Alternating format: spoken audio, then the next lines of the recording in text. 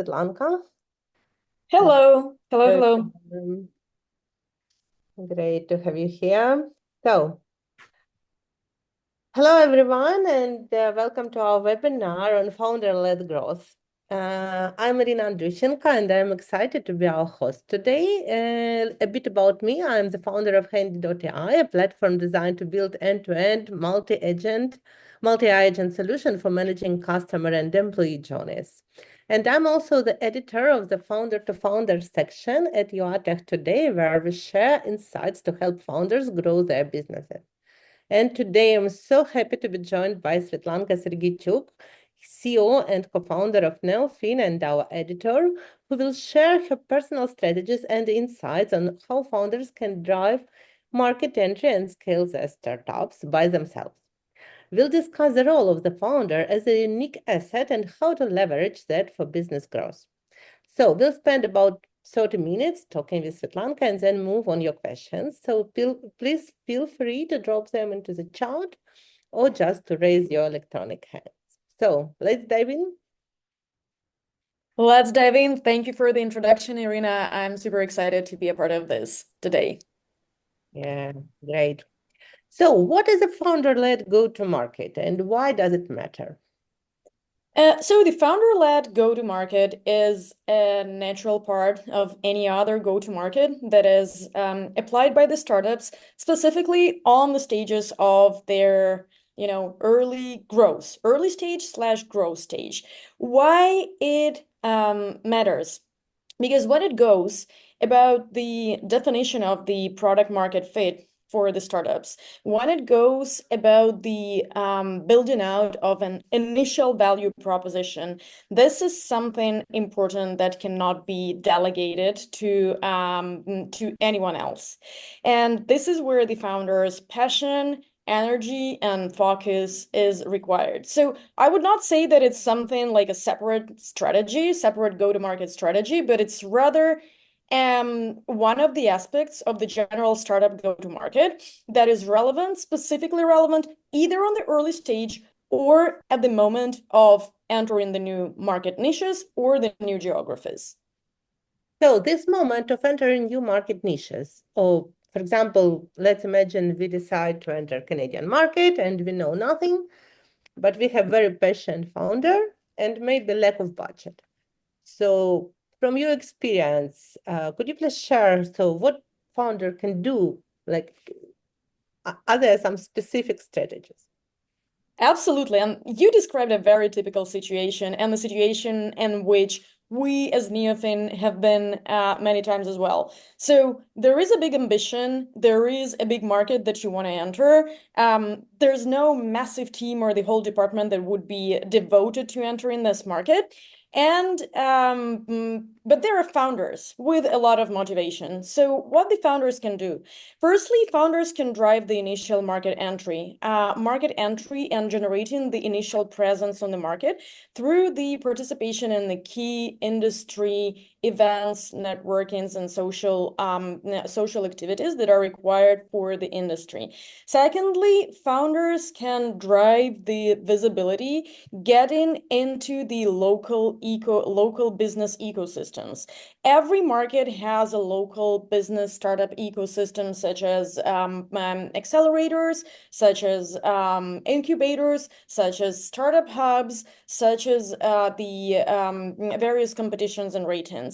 And then thirdly, founder is the one who can go out in the woods, go in the fields and trenches, talk to the startup, talk to the companies, talk to the potential audience, and run and initiate the initial customer development that can be further picked up by the rest of the team.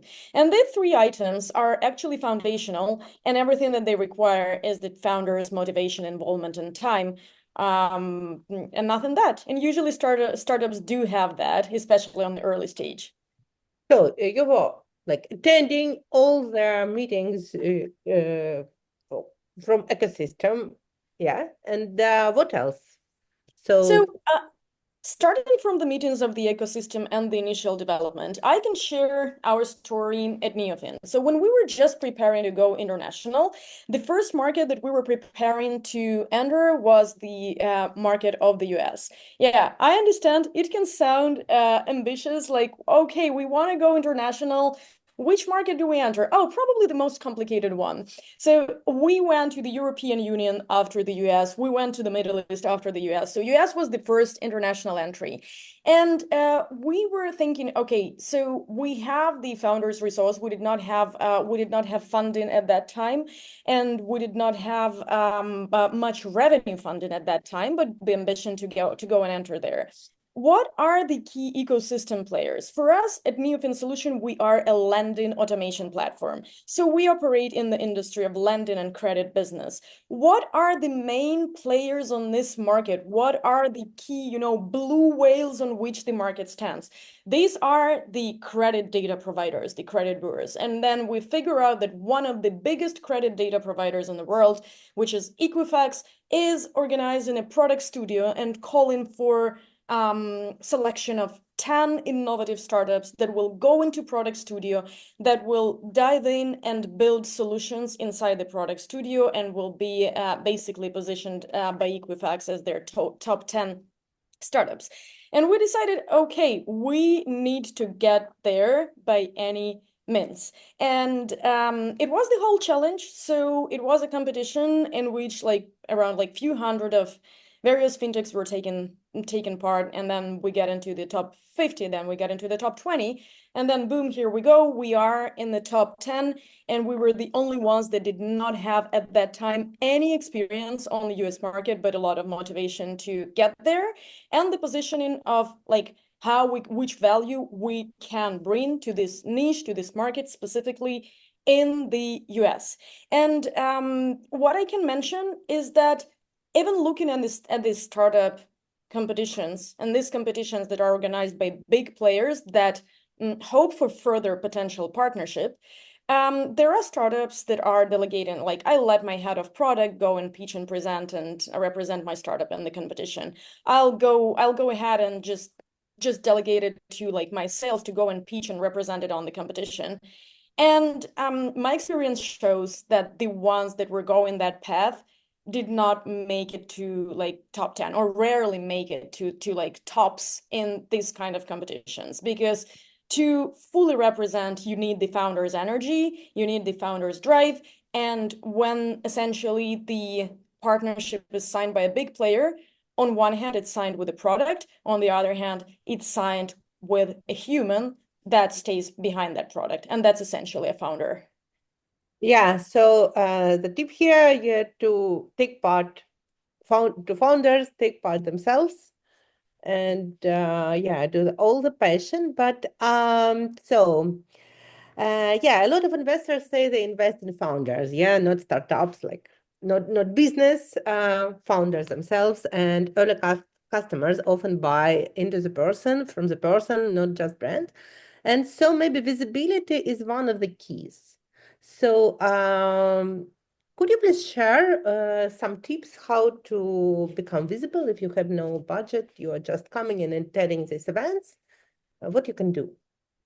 Absolutely, absolutely. So positive visibility is one of the crucial factors of entering, successful entry to a certain market. And usually when the startup is entering there, they do not have massive marketing budgets to pay for Forbes releases and so on. They do not have massive budgets to make sponsored media projects. So the platforms, startup platforms, competitions, and accelerators are a good opportunity to get that visibility in case the founder is proactively willing to pursue here. Because almost every program states in the perks of the program that you're going to be in the release of this big player, you're going to get some media exposure, you're going to get some public exposure on the events. But many of the startups do not face that, do not get that out of the programs. And I've heard a number of feedbacks when, hey, we've participated in this or this program, but it didn't give us anything. But the point is here that if the founder is proactively willing to pursue that visibility, it will happen within every program. And here I would like to share also some of the stories, how we were getting that visibility from the very beginning, basically investing zero external budget from our end.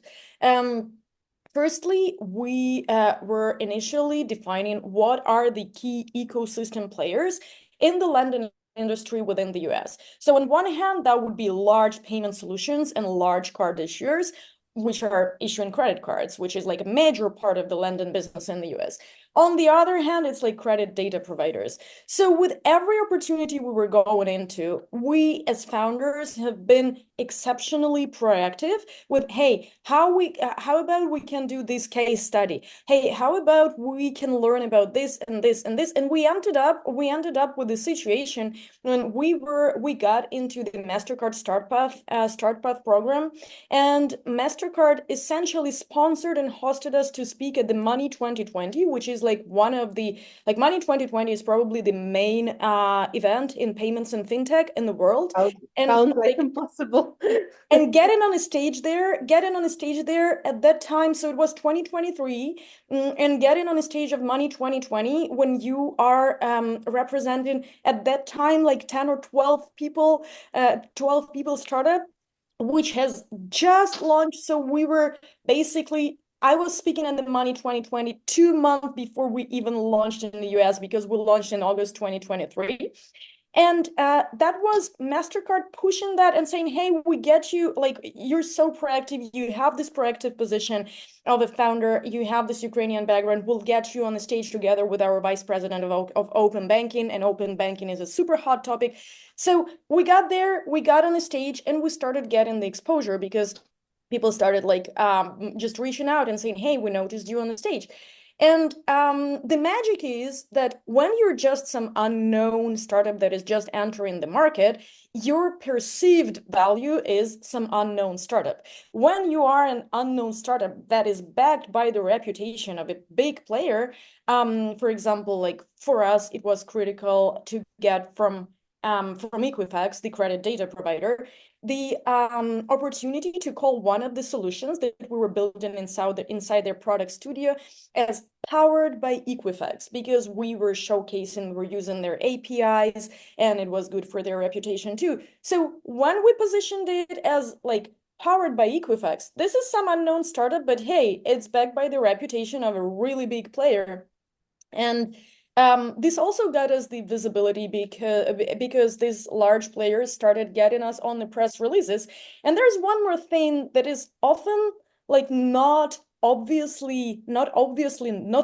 like not so noticeable, but that I absolutely recommend going after is anytime you have a product news, anytime you have the product updates, just go out there. Every such program wants to be proud of its participants and want the market to be aware of the success of its participants. So we were going live in the US, we were going a new solution, and we were just proactively reaching out to MasterCard, saying, hey, can you please support our release? And they were literally like on the MasterCard side, and like MasterCard was connected with a number of media assets, and they were literally just pushing our news and our release to places where like we would not get being at that stage where we were.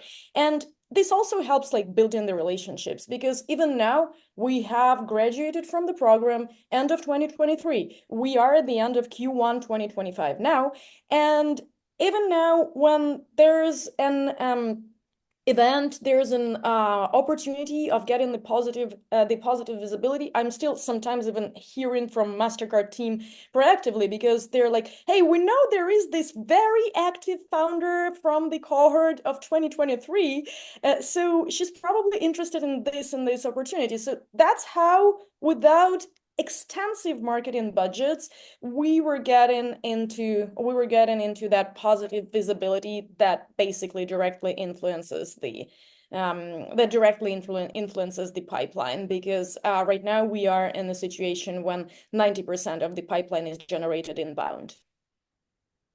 Yeah, so impressive story. And yeah, I know that these alumni programs, they love to be proud of their alumni. And so I think it's great opportunities. So your recommendations, like to be proactive, to find someone connected to media and tell them about your stories, and like to ask as many questions as you have, and to be visible and to be something they are proud of. Yeah. I would even add something here that read attentively about all the benefits and perks that this program gives, because often they would not speak about it explicitly. But if you've read somewhere that there is an opportunity of co-hosted panel discussion or speaking together with like a really, really big player on an important event that is relevant for you and your business, and nobody speaks about that explicitly, just go ahead to the program management and say, hey, so we've read about this and we're interested in this, and also ask questions directly, because sometimes these big players are sponsoring some of the exposures. Sometimes, like they, for example, they would sponsor the rating of like tech, women in tech, for example, founders, or whatever tech category of founders that is relevant for your business. And they would not speak about it explicitly unless you go ahead and proactively ask. So it's my favorite saying is like, you don't know if that door is open unless you try to push it. Great. Okay, so for those one who are joining us now, so we will have please put your questions into the chat, and we will be able to ask Svetlanka them like in 10 minutes. I think not more than 10 minutes we will have my questions, and then we can jump to audience questions. So when it comes to events, how do you decide which one worth attending? So there are plenty of them, and what is the best way to leverage all the opportunities from the event? That's a very good question, specifically from the founder perspective, because as founders, we need to be very mindful of how we're using our time, because we need to make sure that like the focus goes, where the focus goes, the energy flows. So the for us, it's like I can say that in more or less every industry, there are key events in every quarter, and there's around like 10 events per year, but where it can be worth attending. But Global. yeah, yeah. But in most cases, it is the work of like partnerships and sales team to attend those events. For us personally, as founders, so what are the events that are worth attending? For me, it's always a data-driven decision that is based on the analysis of the audience that is going to be there at the event. So I need to define that, like, I need to have the ROI on that trip. Like, I need to have the ROI on that conference. I need to define that there are certain strategic opportunities that can be found at that event, and these strategic opportunities require the founder's involvement, because we are speaking about the high level communication, about getting, it's not only direct sales, but also like getting a strategic partnership, for example, or getting the strategic even like vendor agreement or some mutual go-to markets with the other players. So if I see that there is a potential of these opportunities, then I would pursue that personally. One more thing is the amount of the non-public and closed networking opportunities at the event, because every event outside of the conference itself has this like not for public invitation only networking opportunities, which usually presents a very refined and very limited audience of a certain type that is selected by a certain player. So if I know of them, usually like my experience shows that these opportunities bring the most valuable connections. So and if it's the executive or like certain very refined like CEO dinners, executive dinners, organized, for example, by an open banking player, then I understand that it's my responsibility as a founder to be there, go out there and build those connections. And How it's to be invited? How you make it so close, so it's working, not open this is this like snowball effect, because as long as you start getting involved into the ecosystem and you start being connected, again, through the programs, through the partnerships with big players, often the big players would either sponsor some of those closed networking dinners or opportunities, or co-host or like co-sponsor or know the sponsors. So warm introductions play a lot, play a big role here. And just building the connections and building the partnerships where you're present in the industry and you bring some value. If you bring some value, you want to, like, people want to see you on the network and that they're organizing. Like if you're open to bringing value, to sharing knowledge related to your business and not only, then it will always get noticed if you push it in the right way.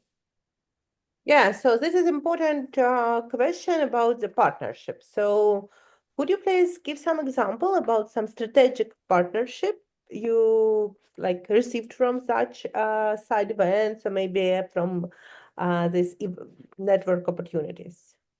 Yeah, so probably the most exciting strategic partnership that we have signed out of the recent ones was the partnership with MasterCard. So we, like, except for being just the alumni of their program, acceleration program, we signed MasterCard Engage partnership, which means that we are now an official partner of MasterCard for the customers of MasterCard on the aspects of loan management systems and loan origination systems in the right markets. So in the markets that are relevant to us, including North America and European Union.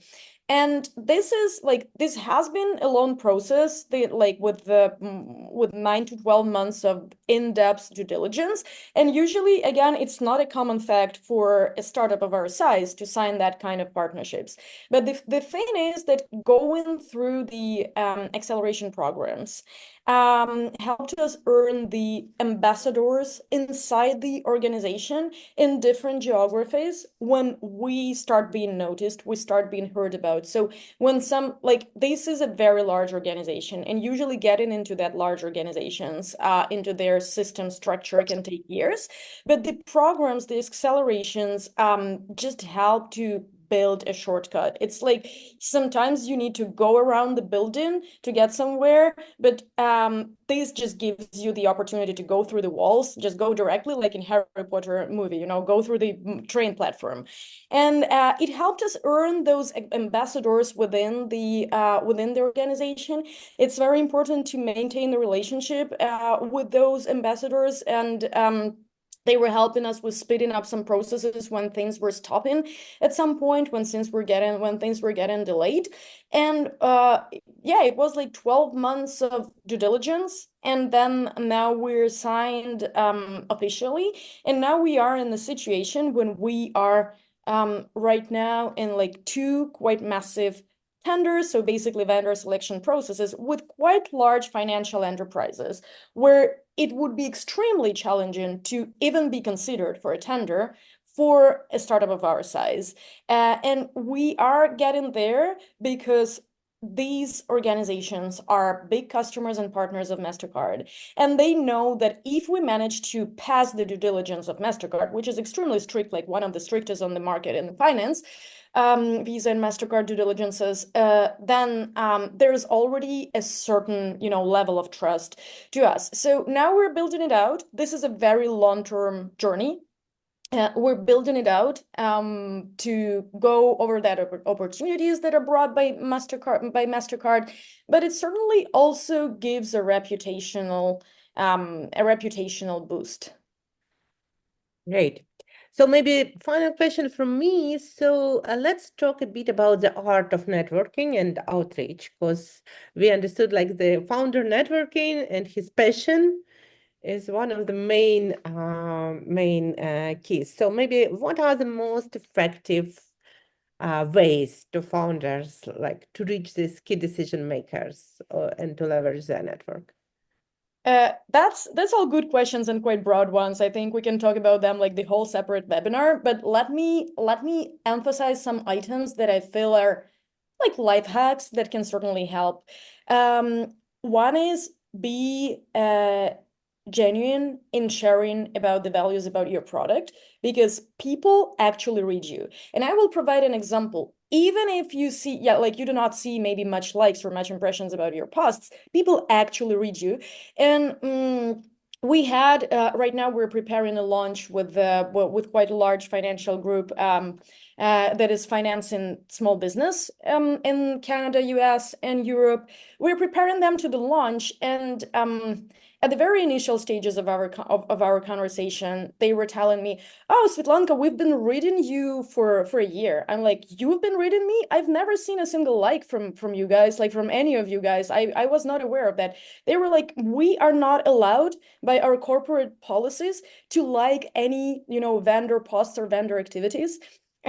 We are not allowed to interact anyhow, like to be publicly seen like that, but we absolutely read everything you were writing." So even when you don't see it, people read you. That's why many founders that are just choosing the path of, automatically reposting, like setting some software that will automatically repost the company updates from their public page, it will not generate the funnel. So it will generate some activity, but it will not generate the funnel as much as the authentic founder's voice would. So defining the pains, for me, the important start was like when we started doing customer development in the US market and we started defining the pains and then exploring those pains on the events, I just started posting the notes, like my impressions, my summaries of the events online. And like people actually read you if it's relevant. So it's very important to be authentic and attentive with what you're talking about online. The other point is regarding the networking. For me, it's the hygiene. Again, we're speaking about the founder level. Founder time is extremely limited. Founder time is extremely valuable. It's like one of the most valuable assets in any business. And then the founder cannot afford wasting the time on networking or reaching out to people they have nothing to do with. So usually, I am doing most of the work when I personally reach out. I am doing most of the work before I actually reach out. So I'll provide an example. I have relatively high response rate and meeting acceptance rate if I reach out personally. So on the recent event, I made like 32 meeting requests. I received 20 meetings. It's quite a high rate, but the point is that I was defining only the ones who are extremely niche and targeted, where my team sees very, very clear value that we can bring to them. So I would not reach out to like 300 people because just leave it to your sales department. Reach out to only very laser focused potential partners where you see that you can bring value. One more point, which is to me like a hygiene, like it's more like hygienic point. I would not connect on LinkedIn without clearly stating in the connection request at least like 1 or 2 sentences of why I'm connecting with a clear reason. And this reason cannot be, hey, I love what you're doing at company name. Oh, probably the weather is good at your automated location shown on LinkedIn or something like that. I like clearly state the reason because I'm a founder and my time is very limited and I'm not here for wasting the time. So I always mention the reason. And when I'm connecting people after some event on LinkedIn, I would always mention like, hey, it was great to meet you by the taco booth. I was wearing this pink suit and we discussed that you can be like, we can be useful to each other in this and this way. This is hygienic because people feel like you're being a human to them and you're not here to waste time. And then when they remember you and you Dress start showing up. matters.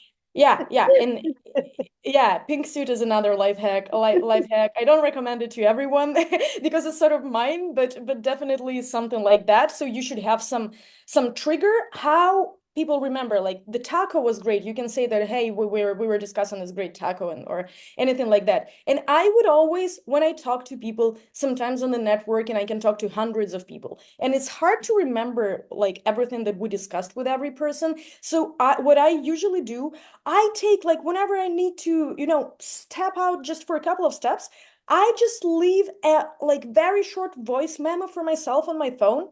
Like, guy in white glasses, we discussed this and this to like there's potential this and this introduction. or opportunity just to so I leave this little voice memos so that after the event, after this networking, I can remember, and instead of sending the blank request or just this like great things you're doing at this company, I'm sending actually, hey, we discussed this and we can be mutually useful by this. And in this case, I have like almost 100% connection rate. Great. So we have questions from audience. First, so Svetlanka, thanks for sharing these tips. It's fabulous. How do you learn about accelerating programs? So how do I learn about the acceleration programs? Firstly, we're constantly on the lookout. We're focused on specifically fintech because we're basically enabling the fintech lending operations for lending businesses. So we're constantly on the lookout of the opportunities within the fintech lending. We always are on the lookout of those opportunities through platforms. There's one platform that I definitely recommend, which is called F6S. This is the platform where we found the opportunity from Equifax. Let me type it here in chat. F6S. And then there are different powerhouses in various locations and hubs that are hosting different acceleration programs. For example, we used to be the residents of 1871. 1871 is the startup hub in Chicago, like a key startup hub in the Midwest region, and Chicago and New York for us are like the most relevant locations, speaking about finance. So they are hosting massively the startup programs. And for example, this is how we found the BMO, Bank of Montreal, Women in FinTech Founder Program. Then following the news and following the big players, but I think as long as you have good profile on that on platforms like F6S, you already have quite a good opportunity to be connected. And they're also like to be connected to a good prep program. And there are also nice and interesting opportunities with various acceleration hubs. For example, there are like Generator. Again, I'm speaking specifically about the finance. But so something like Generator, as long as you have those profiles up and you just are on the lookout of those programs, hey, what's new, like constantly, you'll be informed. And also, if you have any like complementing solutions or platforms, for example, for us at Neofin, we deploy a lot of customers on AWS. So AWS would always send us the news like, hey, we're launching this fintech innovation program. But like come in, and if you come in, your price is like $25,000 or like $100,000 in AWS credits, which is huge, like which is super meaningful for us as a startup. So we would always be interested in that, and but that's what funded us initially.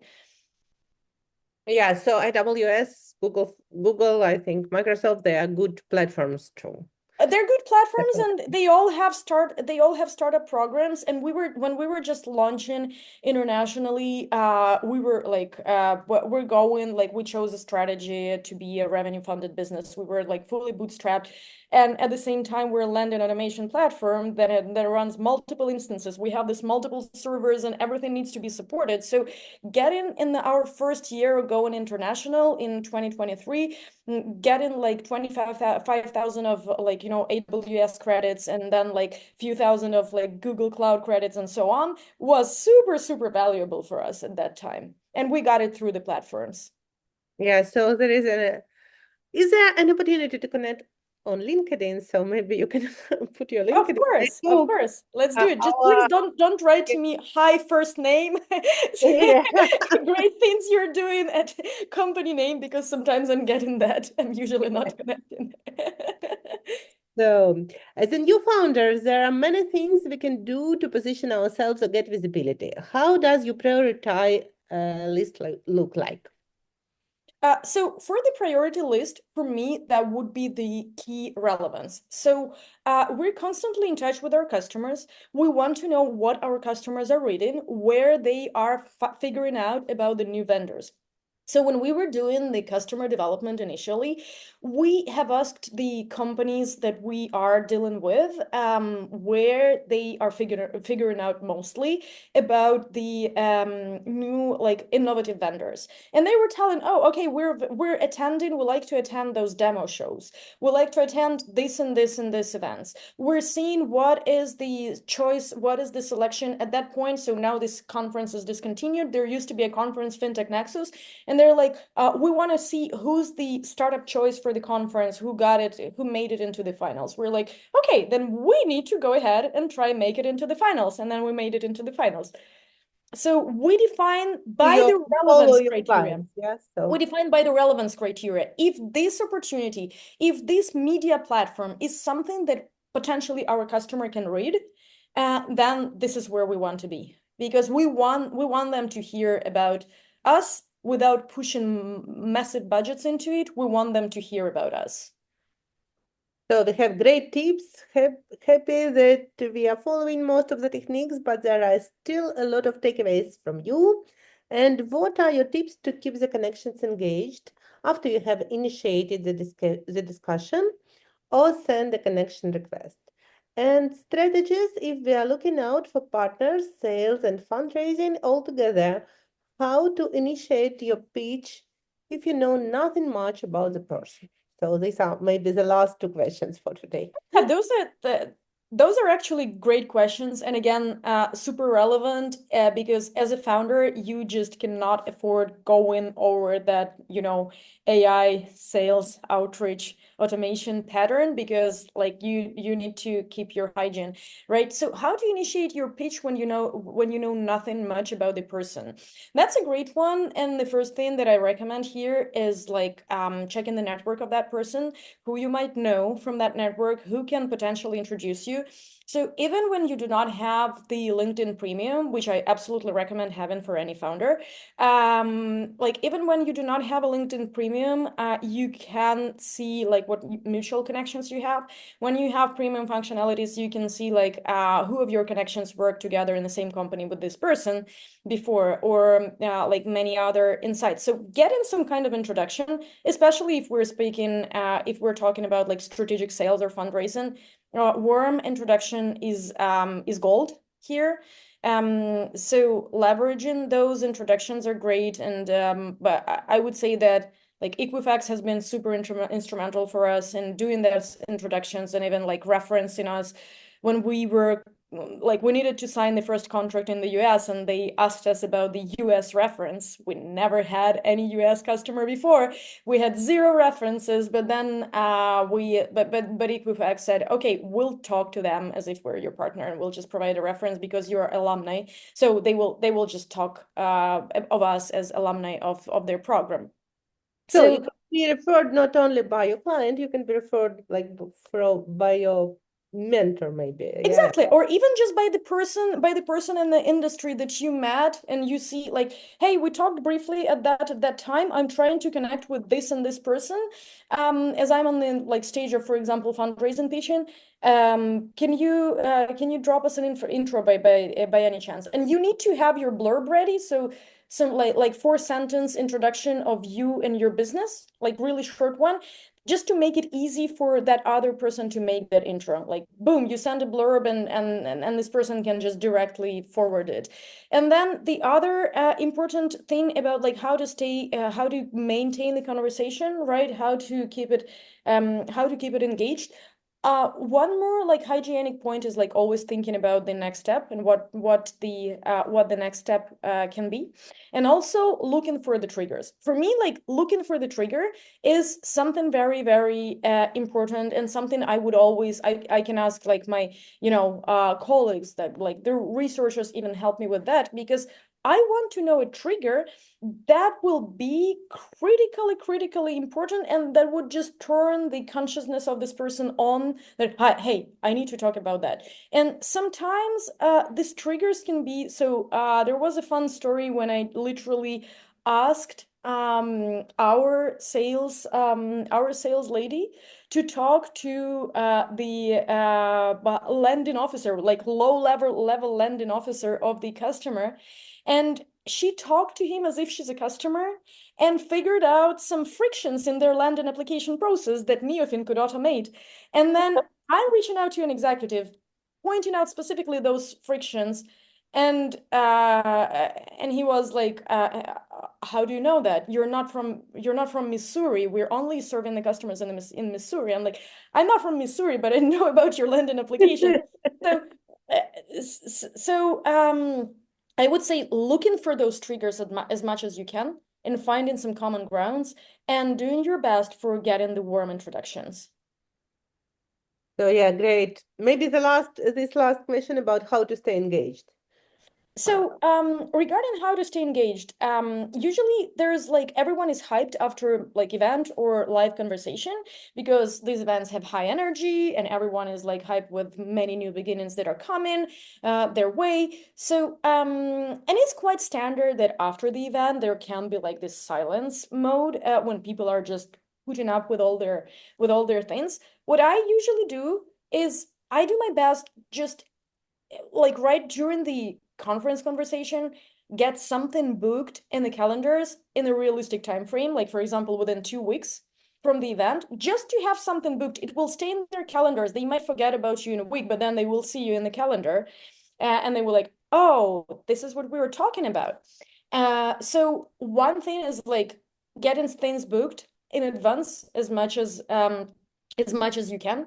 And the other point is stay relevant, because I usually ask a question during a personal conversation about like what challenges you're facing. So what challenges you're facing with your landing infrastructure right now.